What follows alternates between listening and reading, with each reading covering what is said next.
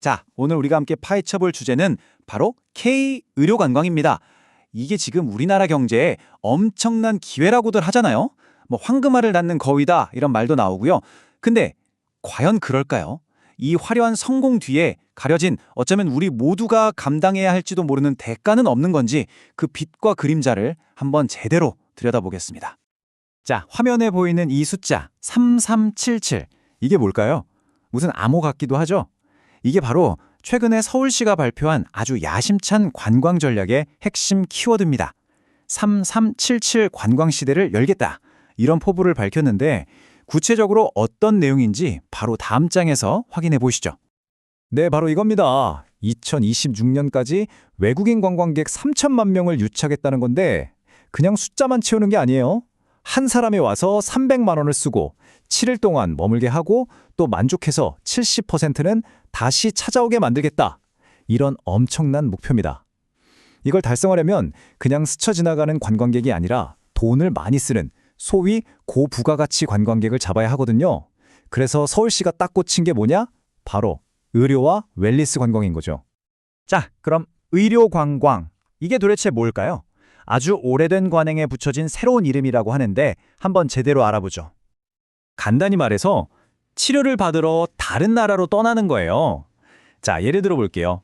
미국에서는 수술비가 너무 비싸서 엄두도 못 내던 환자가 상대적으로 저렴하면서도 실력 좋은 한국 병원에 찾는 거죠.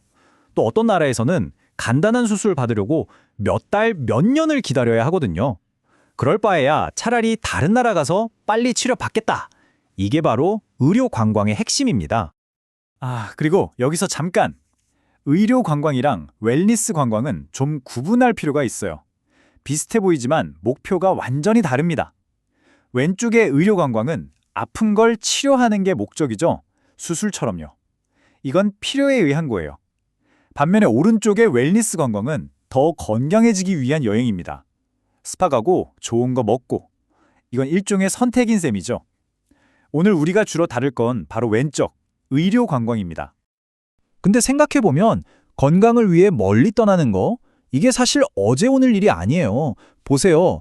고대 그리스 시대부터 사람들은 좋은 물을 찾아다녔고요. 르네상스 때는 온천이 유행했죠. 이게 현대 의학 기술과 만나면서 이제는 국경을 넘어 뇌수술까지 받는 시대로 발전한 겁니다. 정말 대단하죠? 자, 그럼 왜 이렇게 전 세계적으로 환자들이 자기 나라를 떠나 다른 나라로 향하는 걸까요?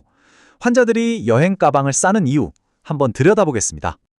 이유는 크게 두 가지로 볼 수 있어요. 하나는 자기 나라 의료 시스템에 대한 불만 때문에 밀려나는 경우. 예를 들면 미국처럼 의료비가 살인적으로 비싸거나 어떤 나라들처럼 수술 한 번 받으려면 끝도 없이 기다려야 하는 상황이죠. 또 다른 하나는 더 좋은 서비스를 찾아 끌려가는 경우입니다. 저 나라에 가면 훨씬 더 수준 높은 치료를 받을 수 있대 하면서 찾아가는 거죠. 바로 이 지점에서 대한민국이 아주 강력한 경쟁력을 갖춘 플레이어로 떠오릅니다. 우리가 어떻게 헬스케어 강국으로 발돋움하고 있는지 그 비결을 한번 보시죠. 한국의 강점, 정말 막강합니다. 일단 우리 의사들 실력, 이건 뭐 세계 최고 수준이잖아요. 시설도 최첨단이고요. 근데 비용은 미국이나 유럽에 비하면 훨씬 저렴하죠. 게다가 다른 나라에는 없는 한의학이라는 독특한 카드도 있고요. 또 IT 강국답게 예약부터 사후 관리까지 모든 게 스마트하게 이루어집니다. 이 조합을 이길 나라가 많지 않죠. 하지만 모든 게 장밋빛인 건 아닙니다. 우리가 앞으로 나아가려면 반드시 넘어야 할 산들이 꽤 있어요. 그 도전 과제들이 뭔지 한번 짚어보겠습니다. 문제는 안팎으로 있습니다.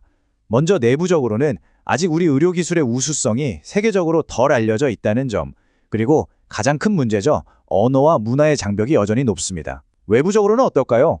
다른 경쟁국들도 가만히 있지 않죠. 계속해서 혁신하고 있고요. 또 갑자기 경제 위기가 오거나 지정학적 리스크가 터지면 이 모든 게 한순간에 위협이 될 수 있습니다. 자, 이제부터가 오늘 이야기의 가장 핵심적인 부분입니다. 이 의료관광의 성공이 과연 우리에게는 어떤 의미일까요? 이건 정말 양날의 검과 같거든요. 물론 좋은 점부터 보자면 엄청난 돈을 벌어들이는 건 사실입니다.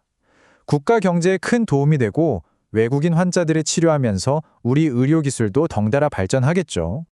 하지만 이 화려한 성공의 비용은 과연 누가 치르고 있는 걸까요? 이 질문을 우리가 던져봐야 합니다. 이게 바로 의료 관광의 두 얼굴입니다. 왼쪽을 보세요. 국가 수입 늘어나고 의료기술 발전하고 관련 산업도 함께 성장합니다. 정말 좋죠? 하지만 오른쪽으로 한번 보세요. 외국인 환자들 때문에 국내 의료비가 덩달아 오를 수 있고요. 심하면 돈 많은 외국인 환자만 우대하는 그런 이중 시스템이 생길 수도 있다는 우려가 나옵니다. 그리고 가장 심각한 문제, 의사들이 돈이 되는 성형외과나 피부과로만 몰리면 정작 우리 아이가 아플 때 갈 소아과, 출산을 책임질 산부인과는 텅텅 비게 될 수도 있다는 거죠. 자, 그럼 앞으로는 어떻게 될까요? 여러 논란에도 불구하고 이 산업은 계속해서 성장할 텐데요. 그 미래를 한번 전망해 보겠습니다. 이 그래프를 보시면 흐름이 한눈에 보입니다. 팬데믹 이전에 정말 폭발적으로 성장했죠. 그러다 코로나19로 주춤했지만 보세요. 2021년에 벌써 저만큼 회복했습니다. 그만큼 이 시장의 잠재력과 성장 동력이 엄청나다는 걸 보여주는 거죠. 앞으로의 전망도 밝습니다. 무엇보다 한류 효과가 어마어마하죠. 전 세계 사람들이 K-드라마, K-팝에 열광하면서 메이드 인 코리아에 대한 신뢰가 엄청나게 높아졌거든요. 여기에 정부까지 적극적으로 지원해주고 있으니 정말 날개를 단 셈입니다. 그래서 결국 마지막 질문은 이것입니다. 과연 한 나라가 자국민의 건강을 담보로 잡지 않으면서 세계인의 주치의가 될 수 있을까? 한국의 야망은 정말 대단하고 또 자랑스럽습니다. 하지만 세계를 치료하겠다는 그 꿈이 정작 우리 국민들이 아플 게 기댈 곳을 빼앗는 결과로 이어져서는 안 되겠죠. 이 어려운 균형점을 찾아내는 것, 이게 바로 우리 앞에 놓인 가장 큰 숙제일 겁니다.